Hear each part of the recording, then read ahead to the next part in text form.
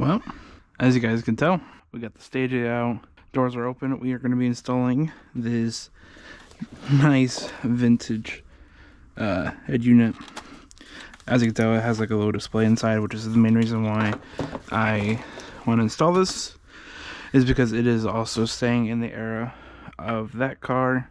So I'm super excited. Hopefully, as you can tell, I'm hoping it's plug and play. I don't think it is, but let's pray. I do have a little Bluetooth adapter that I have to figure out how to make this work. I think I have an idea of how to make it work, but we'll see. So let's get the old unit out. Get in the passenger seat. So to pull the old unit, let's grab some of this stuff out of here. With that in gear, this should be able to come out with ease. This is kind of like permanently mounted on here, isn't it? Or is there something behind there? Oh!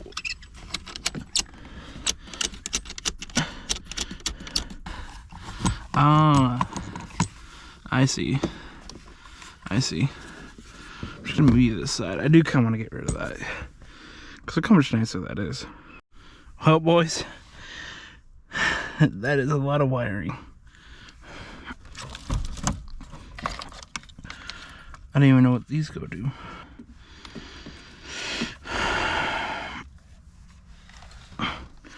Wow. What a beaut.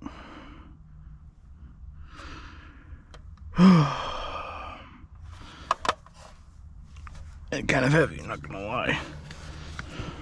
Okay, we'll put this by my feet, and then we'll examine the harness of doom.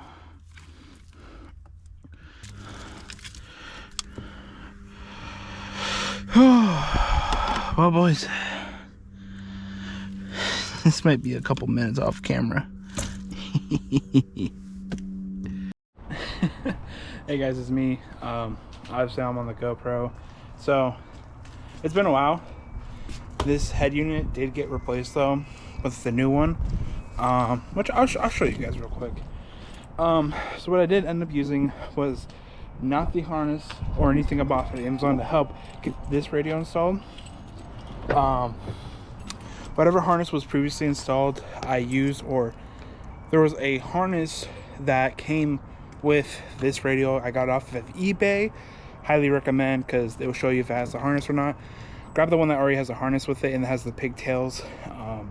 From there, all I did was color match with the other harness that's already into the car, and sure enough, it works. With the Bluetooth module, I just did an add a fuse with a ground to the radio to make it powered on and work, which surprisingly it works. So let me go ahead and get this car on. As you can tell, can't really see because it's GoPro, but it does say connected. And I mean, it won't play music, but as you can tell, it's working. What I do recommend is, before you install the whole kit, caboodle back, dash parts and everything, plug everything in, just put the key in accessory and see if it turns on. Save you the hassle from installing it and then it not working while you put everything back in, and you're going to take it all apart just to see what's went wrong. But otherwise, there's a couple other things I want to fix on this car, such as the crummy headlights. So we bought the Cerakote headlight restoration off of Amazon. Good deal. Well, let's go ahead and get onto it. I'll show befores and afters, so you guys can see if you guys want to do this. Highly recommend, probably I'm already going to say it, but highly recommend if your headlights are faded. But yeah, let's go and get you guys on the head and let's get this thing started. So what I'm doing right now is, hopefully y'all can see, I'm just going to mask off the area. So I'm just using painter's tape. Nothing fancy. Boom. I mean, I'm not worried about that because that's not even painted. And underneath there's a huge S gap. Okay, Cerakote is nice enough to, when you get instructions as a QR code that you can scan and you can watch a video. Let's grab 2 of these step 1s and bring them over.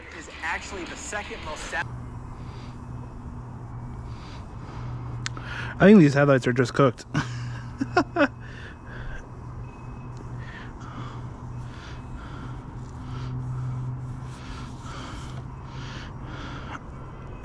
Like, it does look better.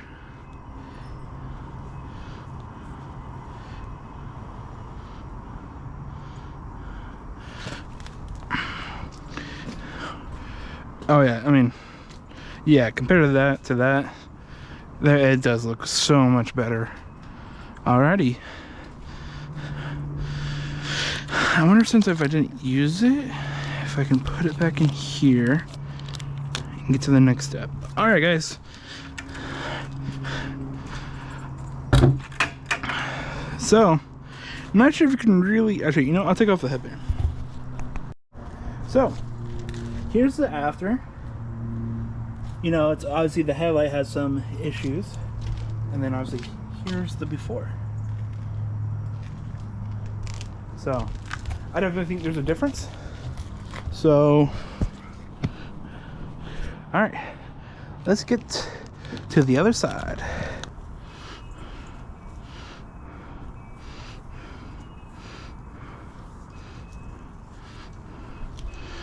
Dude. Damn. Not just this guy, but that car. Holy shit.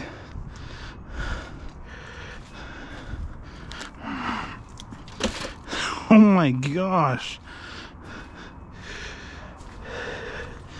Oh, that looks so much better.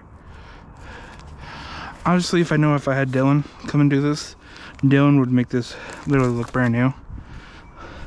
But for a little kit on Amazon for 20 bucks you can buy, I am not kidding you. Hey guys, welcome back to another video. You see, we got the stagea open. It's because we're installing a couple things. We're installing a quick release wheel. The wheel is Adam LZ's newest wheel. Been a big fan of him. So, grabbed one of his wheels with an NRG quick release. I know some people may say that's cheap. It's just a quick release shell. And then I bought an HKB Boss hub adapter kit, whatever you want to call it, because it came with a lot of other things. Anyways, I originally had GoPro footage of me installing a new head unit, because this one, I didn't like it. I want to say I wouldn't like it. It wouldn't connect. There was no Bluetooth or anything like that. I installed something way cooler into there now. But I had GoPro footage of it, and I don't know where GoPro is, so oh well. At the time, at least, at the time. So, yeah, let's go ahead and already get the stuff in here. I'm just going to put it in the back, so at least I have it. Quick disclaimer. I know it's sunny right now, but it's the only sunny chance I'm going to have out of like the next 2 weeks. So this is why I'm installing this and making a video out of it. And it also kind of sucks because at this time, as you can tell, my garage is full of Christmas stuff, so I can't get in here. That's just why I'm stuck out here. But at this time, I am sick. As you can't tell from my voice. So, it sucks to suck, but I gotta make what I do. So, I look terrible, so I'm not even trying to show my face. But I do hope you guys understand. So, let's go ahead and install this quick release. As you can tell, that's how I have to do to get into this car. Obviously, I'm a fat ass, so that plays a little into it. But anyways, The very first thing you want to do when doing quick release is making sure the steering wheel is straight. Now, the steering wheel is straight, but my wheels are not straight up front. So I'm going to make sure my wheels are straight up front, and then we'll get to the next part.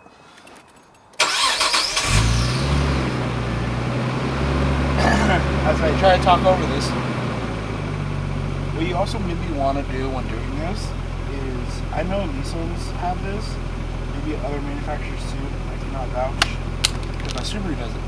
Use these little clips right here, take them out since you're going to be turning the wheel. Makes your life easier when you do it beforehand. There might be one, there's going to be ones on the side. I got wrecked. There's ones on the side, and then maybe one at the very bottom. You can pry them out. I'm going to catch you this. Boom. Let's put it up here. Okay. Also, it looks like these are T30s. Oh. Security T30s. So I got that little nub in the middle. But right now we're just going to try to make sure this wheel's straight. Give it a little jingle.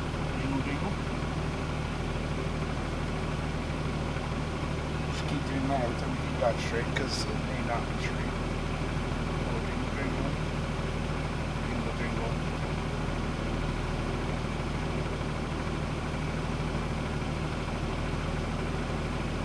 Perfect. Boom. After that, you may want to disconnect the battery, since we are going to be messing with the airbag. So let's go ahead and disconnect the battery real quick. Normally it's 10, but who knows, it's a Japanese car.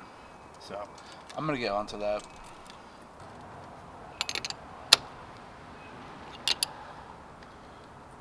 Here, 13. That's crazy talk.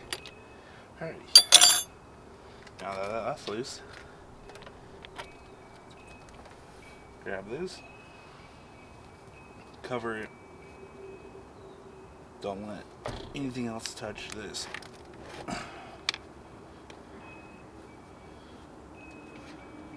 Huh. Yeah.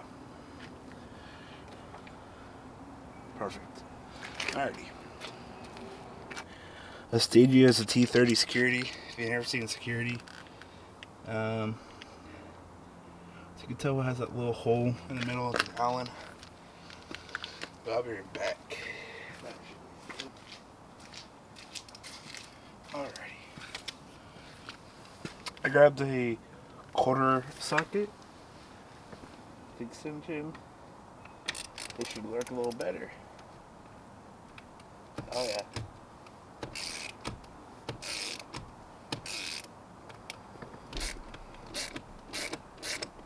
Way better. Ugh.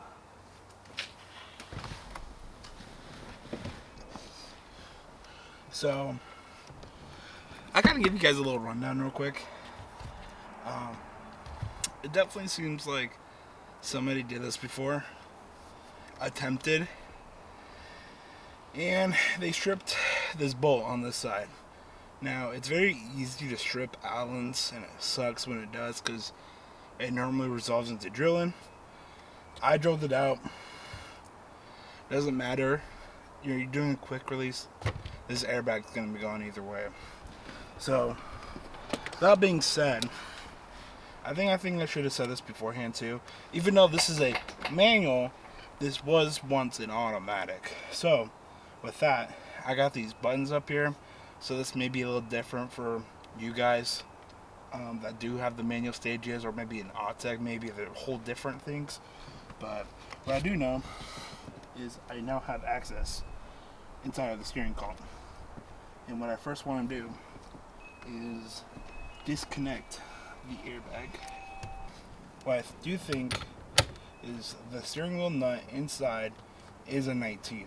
So grabbed one of my Impact boys. I'm just going to put it on there. Just like that. Now, don't take off that nut all the way. Just give it a nice couple threads off, because what's probably happened is you're steering a little stuck on here, and it's not going to want to come off. As you can already tell, it's not coming off. But if I leave that nut on there and I give it a couple, yanks, it isn't coming out intact. Now, there's really no video on how to do this, so I'm obviously kind of doing this blind. But I've done this a couple times before, so boom. Just like that, we have this boy off. Now, I'm going to let you also know, I don't have a horn, so I'm not really worried about hooking up a horn. If you do, maybe watch a quick video. But my best guess is something with this guy right here, and it's probably in my kit, is probably connected where it makes plugs and everything, which is why you should go with a HKBD or HKB boss kit. So there's one video I did see.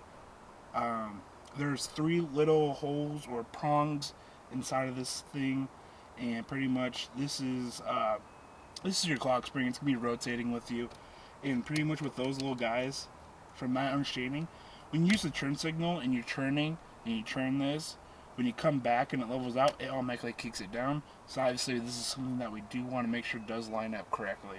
So yeah, obviously try your best not to mess with this. It's pretty easy to spin it. Don't just keep spinning it very, very bad. But otherwise, let's go get the hub adapter kit.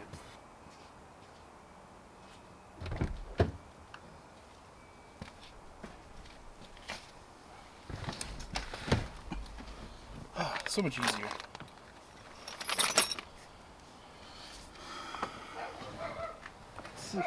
Chloe. So, I can't even tell if the camera's so long. I probably should check.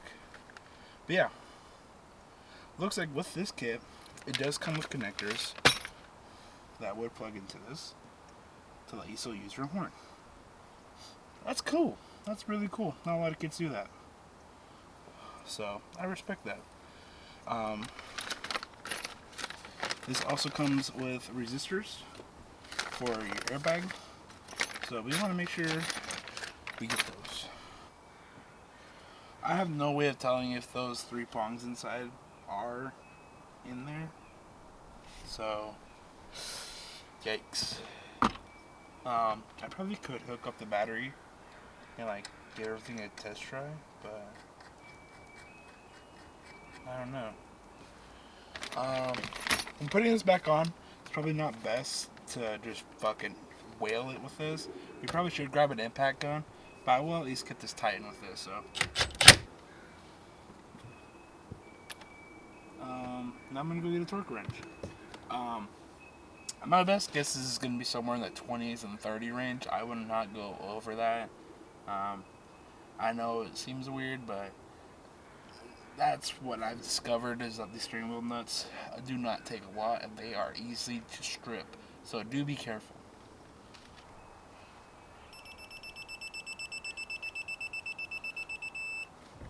Boom.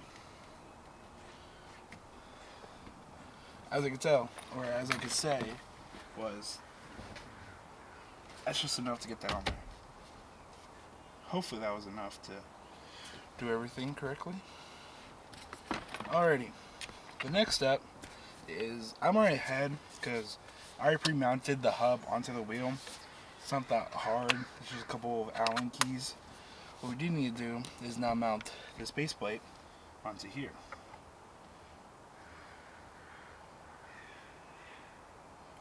There's different holes. I do want to keep that in mind.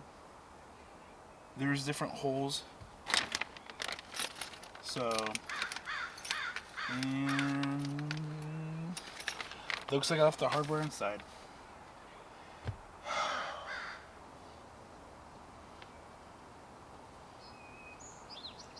Okay, now that's mounted on there. Let's see.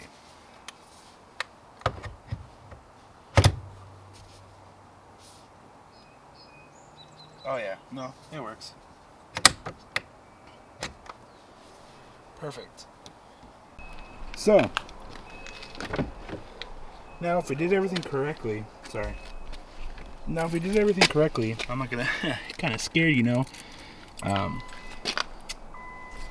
There should be no there should be no lights. I wouldn't be surprised if there is.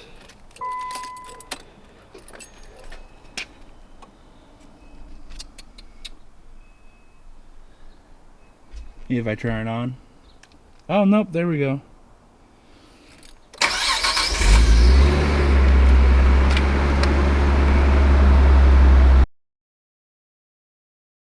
There's no lights other than a door and my handbrake. So, I know I said I was going to show my face, but so we did everything correctly. That is a good day. That's a good feeling. So now you guys don't get to see it, but I got to put everything away. So we got a problem with the stagea.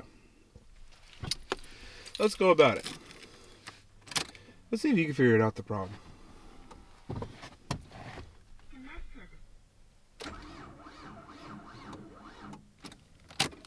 Yeah. Great. With the help of my dad, because, you know, this hood's heavy as fuck. What I've noticed recently is, I know it seems like a dead start, maybe the battery's bad, but the battery's fine. From what I know of, is a little small in my opinion for what this car is, but so yeah, my battery light came on, and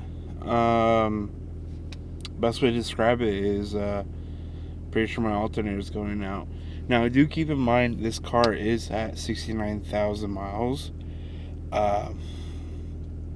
So, yep, there's the battery light coming on slowly but surely.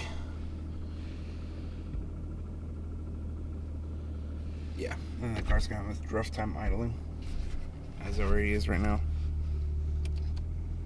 As I just turned off my lights, and you instantly heard it work a lot better. Anyways, yeah, so I think the alternator is still the original one, and I'm pretty sure it's going out. And, well, I don't like working in dirty engine bay, so I am taking the time today, which the alternator hasn't showed up yet. This is a week before I work on the car. I'm showing up, or I am, I'm going to try and clean out the engine bay because there's an oil leak. I got new seals. I also got new spark plugs. Hopefully this car runs a little better. Hopefully that may be the reason why this car had an issue passing emissions. It passed, but it was the first test it did poorly, and I also think people were out to get this car not to pass.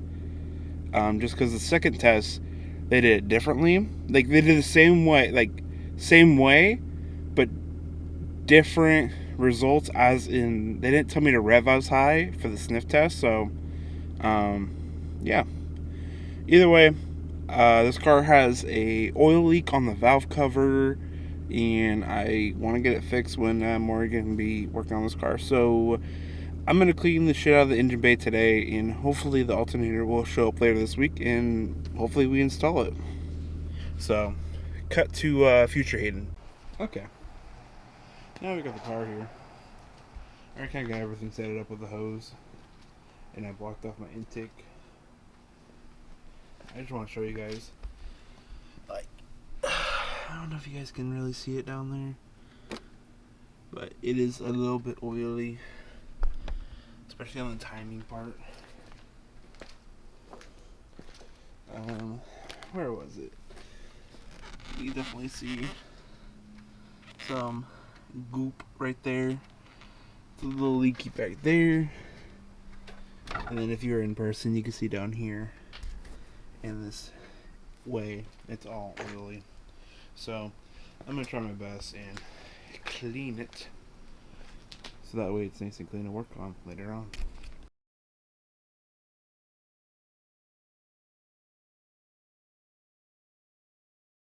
Now basically with this, I'm not looking for the best results. We're just trying to clean it up, so I'm not going to care about the corrosion on some of the metal stuff.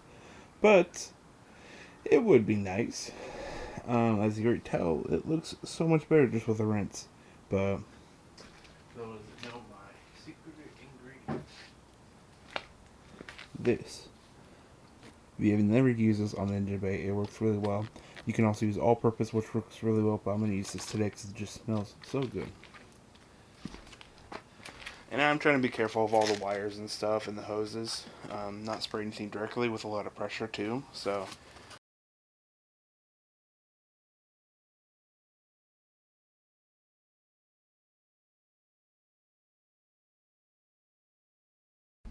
Can you guys even see that? Told you there's a little bit of oil in this boy. But man, does that not look any better? Holy shit.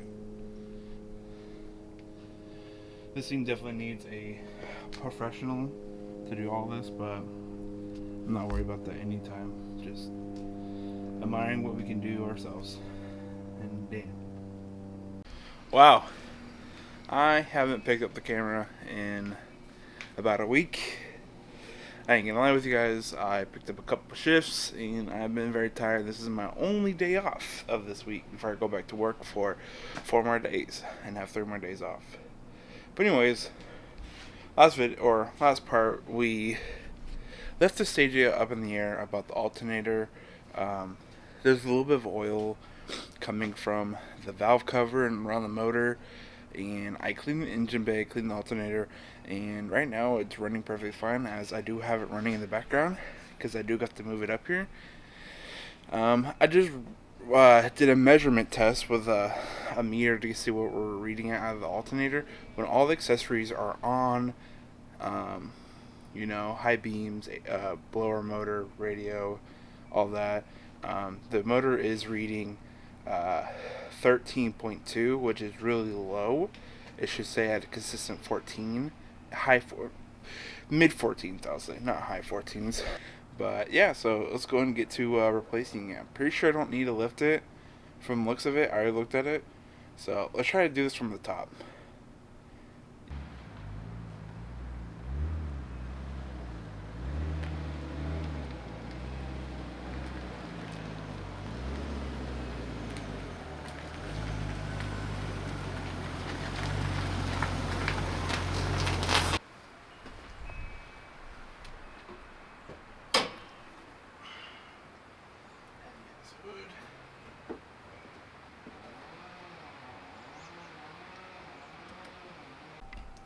So as you can tell, I have to remove that clamp, and then come up here, I have to remove that clamp to get this pipe off. So let's go ahead and do that.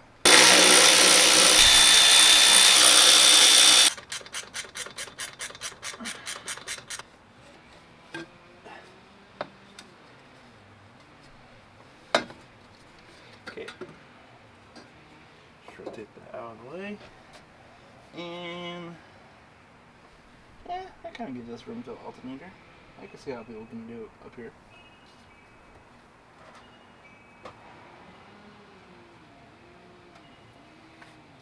Alright.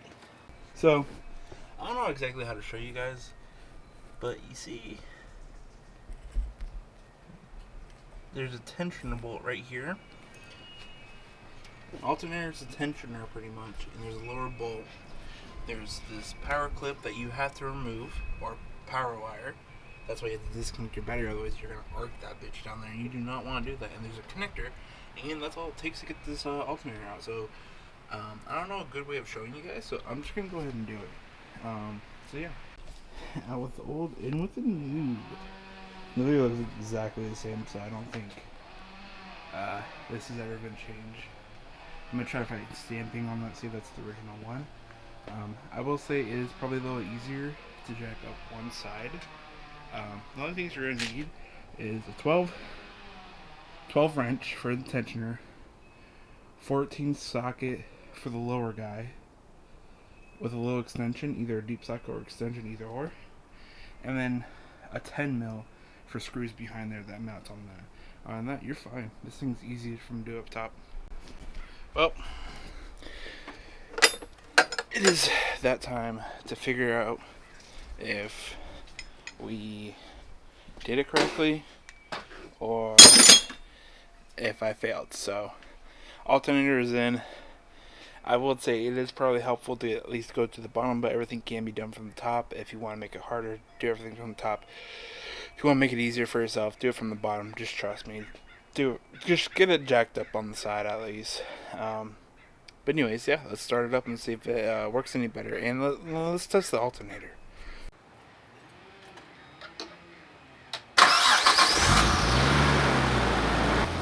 Anyways, all right.